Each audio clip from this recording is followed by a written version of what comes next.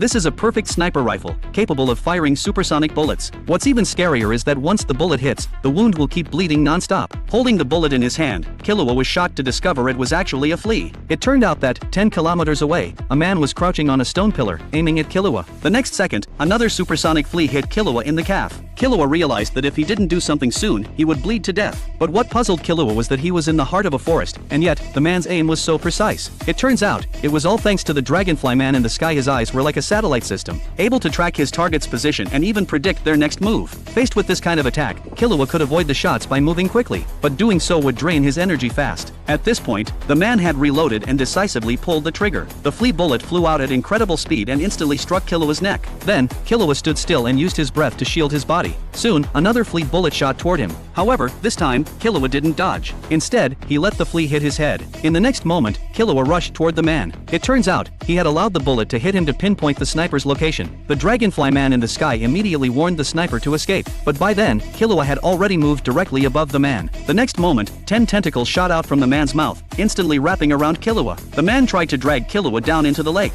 In a critical moment, Killua used the tentacles to stick himself to the wall, preventing himself from falling into the lake. To Killua's surprise, the man's true form was actually an octopus. Realizing he'd been exposed, the octopus man decided to flee. But the next second, Killua was right behind him, forcing him into a corner. At this point, the octopus man's weapon was useless, and the blood flowing from his tentacles made the piranhas in the lake go wild. The octopus man thought he was as good as dead, but Killua told him he'd let him go if he revealed information about the dragonfly man. The octopus man refused. Then, he chose to sever his own tentacles and fall into the lake. What shocked the octopus man was that Killua actually saved him. The octopus man asked why, and Killua said he admired him and wanted to be his friend. Then, Killua used all his strength to throw the octopus man to the shore. But the next second, a giant piranha leaped out of the lake and sank its teeth into Killua.